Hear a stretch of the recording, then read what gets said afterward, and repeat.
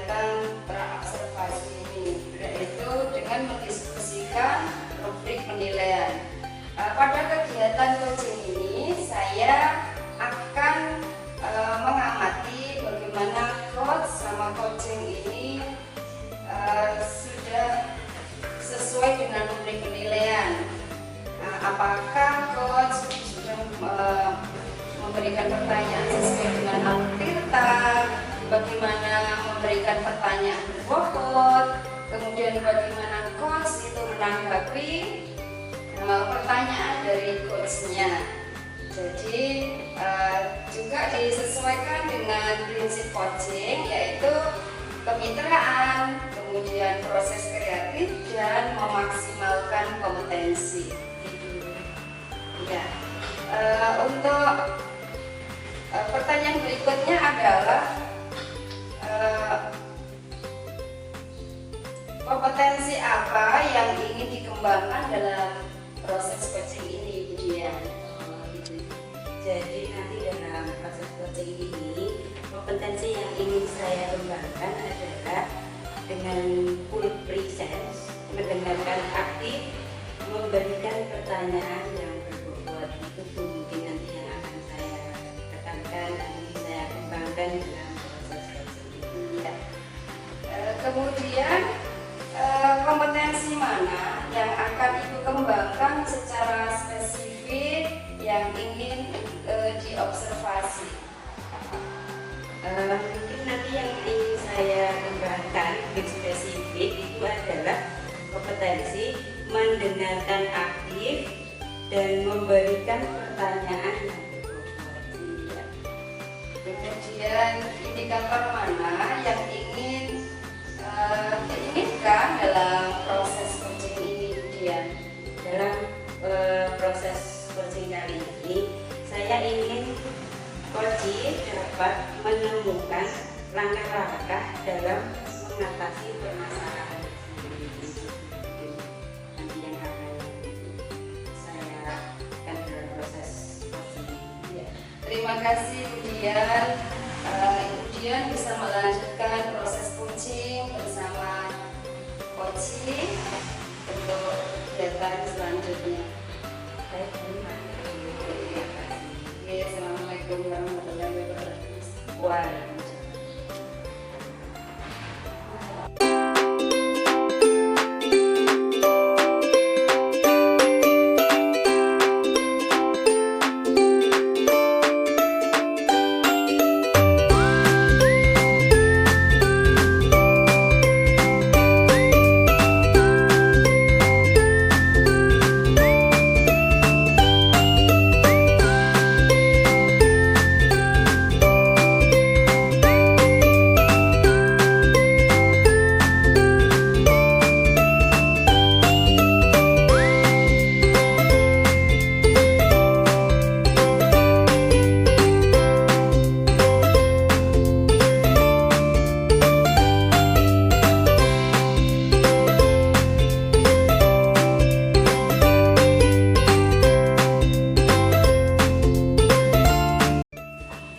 Assalamualaikum Ibu Dian. Waalaikumsalam Bu Andri. Bagaimana kabarnya Bu Andri? Alhamdulillah baik. Begini Bu Dian, apakah Bu Dian ada waktu untuk berbincang-bincang sebentar dengan saya? Tentu saja selamat ada waktu Bu Andri. Mungkin ada apa nih Bu Andri? Gini Bu Dian, saya itu ada sedikit permasalahan dalam pembelajaran kelas. Nah, Ibu Dian bersedia untuk berbagi solusi dengan saya? Tentu saja Bu Andri. Memangnya nanti setelah berbincang-bincang dengan saya, apakah yang ingin mengharapkan?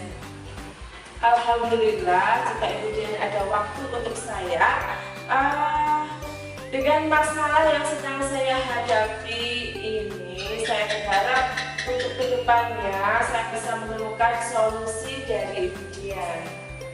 Gitu ya Bu ya. Nah, dengan senang hati Bu saya bisa berbagi dengan Bu Andri. Kalau boleh tahu Bu, permasalahan apa yang kiranya nanti akan Bu Andri ungkapkan? Iya Bu, ini permasalahan saya itu dengan murid-murid saya dalam pembelajaran di kelas Bu. Oh gitu gitu.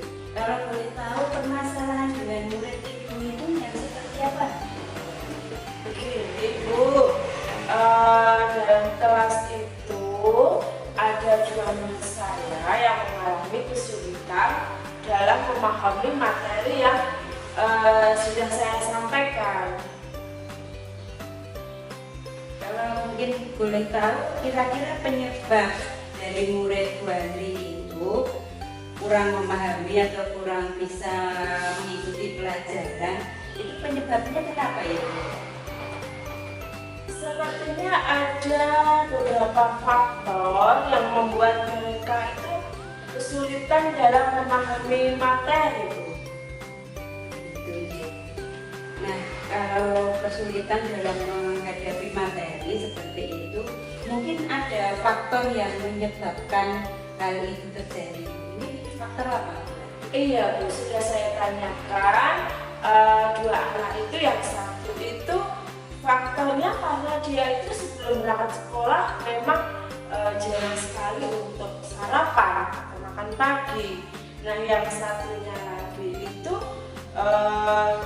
dia itu memang bawaannya untuk kompetensinya itu memang lambat.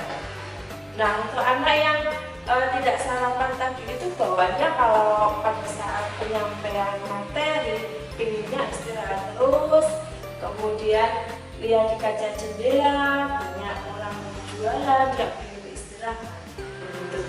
Itu tidak fokus gitu ya Bu? Betul Bu, tidak fokus. Jadi ada yang tidak sarapan penyebabnya sehingga daya serapnya itu menurun, dan ada yang memang lambat dalam Iya.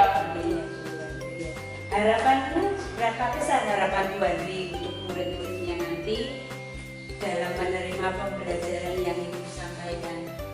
Harapan saya pastinya setelah memberikan materi pembelajaran, anak-anak murid saya itu mampu menyerap semua materi yang sudah saya sampaikan dengan baik, kemudian bisa menjawab pertanyaan yang saya ajukan. Nah, kedua anak tersebut itu hanya diam kalau saya beri pertanyaan, hanya geleng-geleng kepala gitu aja Bu. Berarti kan mereka berdua tidak fokus. Iya, Bu Andri ya. Paling tidak mereka merespon pelajaran dengan baik. Iya betul. Nah, setelah Bu Andri mengetahui penyebab permasalahan ini, Bu Andri, nah kira-kira bagaimana langkah-langkah Bu Andri selanjutnya untuk mengatasi permasalahan? Saya berpikir dan mempunyai strategi untuk mencari tahu apa sih penyebabnya, kenapa orang tuanya itu tidak memberikan sarapan untuk anaknya. Dan saya juga akan memberi informasi kepada ibunya, terutama bahwa sarapan itu penting untuk membentuk konsentrasi pada saat pembelajaran kelas, sehingga anak bisa fokus dalam menerima pembelajaran.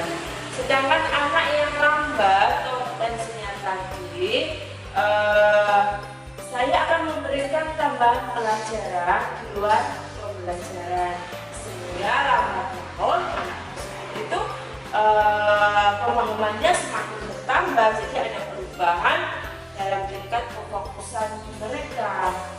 Nah, seperti itu kemudian yang ingin saya berikan. Baik, itu berarti solusi yang sangat baik untuk dan rencana yang bagus untuk mengingatkan orang tua bahwa sarapan itu memang perlu ya untuk membentuk fokus anak-anak nanti. Sedangkan anak yang lambat, tadi menurut Bu Andri itu bimbingan seperti apa yang akan Bu Andri sampaikan? Ya, saya akan memberikan bimbingan itu yang lebih dari teman-temannya yang lain setelah jam pelajaran selesai. Jadi tidak mengganggu teman-temannya yang lain. Berarti akan dibimbing terus ya Bu Andri ya? Lalu kapan Bu Andri akan memulainya? Ya setelah anak-anak pulang sekolah, yang penting tidak mengganggu teman lainnya. Bagus nih Bu Andri. Lalu komitmen Bu Andri atas rencana penyelesaian permasalahan ini yang akan diterapkan nanti? Iya, saya akan melaksanakan secara kontinu dan konsisten bagi murid saya tersebut sampai dia itu ada perubahan, sampai dia itu lebih fokus dari sebelumnya. Jadi ada perubahan lah yang terjadi dari murid saya itu pada saat pembelajaran itu. Terus kira-kira siapa saja yang akan membantu untuk menjaga komitmen Ibu tadi atas permasalahan ini? Tentunya dalam hal ini saya akan berkolaborasi dengan kepala sekolah, kemudian orang tua siswa tersebut dan rekan guru yang ada di lingkungan sekolah saya. Iya Bu Andri, bagus. Memang saling berkolaborasi itu memang salah satu yang sangat diharapkan untuk menyelesaikan masalah Bu Andri. Baik, iya. Tindak lanjutnya itu untuk kedepannya gimana Bu Andri? Tindak lanjut yang akan saya lakukan adalah saya akan menjalin komunikasi yang baik dengan orang tua siswa, kemudian menjaga komitmen untuk sama-sama membimbing murid yang membutuhkan dalam kesulitan belajar. Itu tindakan saya. Bagus sekali rencana Bu Andri tadi. Jadi solusinya untuk kedepannya agar siswa lebih fokus belajar, Bu Andri akan memberi informasi kepada orang tua terkait sarapan tadi ya Bu Andri. Terus yang satunya adalah untuk membentuk fokus anak belajar tadi dengan membimbing anak tersebut selesai jam pelajaran. Baik Bu Andri, bagaimana Bu Andri perasaannya setelah kita bercerita? Alhamdulillah, bangga sekali Bu Dian, karena Bu Dian sudah mendengarkan masalah yang saya hadapi, kemudian juga karena sudah berbagi cerita dan mendapat solusi, ide dari Bu Dian untuk permasalahan yang saya. Nah, selanjutnya Bu Andri, ini ya alhamdulillah sekali kita sudah berbincang-bincang sangat luar biasa hari ini, bisa melaksanakan rencana Bu Andri tadi. Nah, tetap terus semangat ya Bu Andri untuk melaksanakan rencana tadi Bu Andri. Siap Bu Dian, saya akan tetap semangat membimbing murid saya. Mungkin ada hal lain kira-kira yang masih ingin kita bincangkan Bu Andri? Saya kira sudah cukup Bu Dian untuk masalah saya ini. Terima kasih waktu yang sudah diluangkan untuk saya, dan semoga saya kedepannya tetap semangat. Sama-sama Bu Andri. Baiklah Bu Andri, saya izin dulu sebentar untuk undur diri. Waalaikumsalam warahmatullahi wabarakatuh. Waalaikumsalam warahmatullahi wabarakatuh.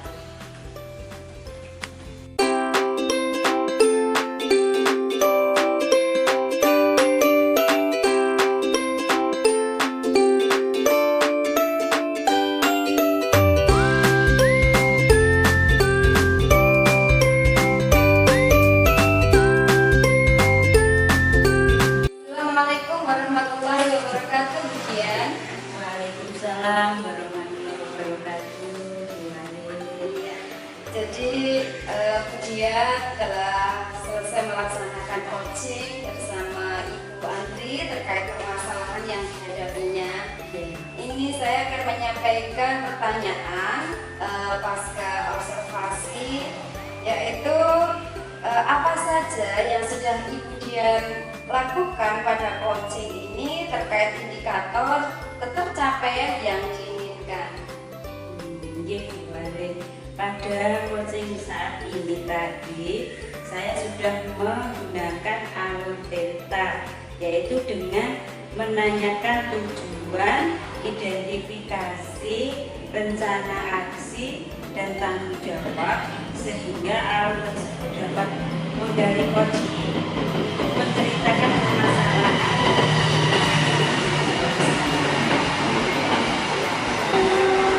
Jadi dari catatan observasi yang telah saya lakukan, menurut saya sebagai observer pada proses coaching sudah berjalan baik. Proses alur juga sudah sesuai dengan alur data, dan Ibu sudah berusaha menggali pertanyaan-pertanyaan kepada coaching sehingga coaching dapat menemukan solusi atas permasalahan yang dihadapinya. Nah, ini untuk pertanyaan terakhir Ibu Dian, kompetensi apa lagi yang Ibu kembangkan berdasarkan coaching yang sudah Ibu lakukan? Baik, dengan cara lebih memahami proses Tirta sehingga saya dapat melakukan coaching lebih baik lagi. Ya. Baik Ibu, jadi semoga ke depan kita bisa melaksanakan coaching ini lebih baik lagi. Demikian observasi kali ini, semoga bermanfaat untuk kita semua. Terima kasih. Wassalamualaikum.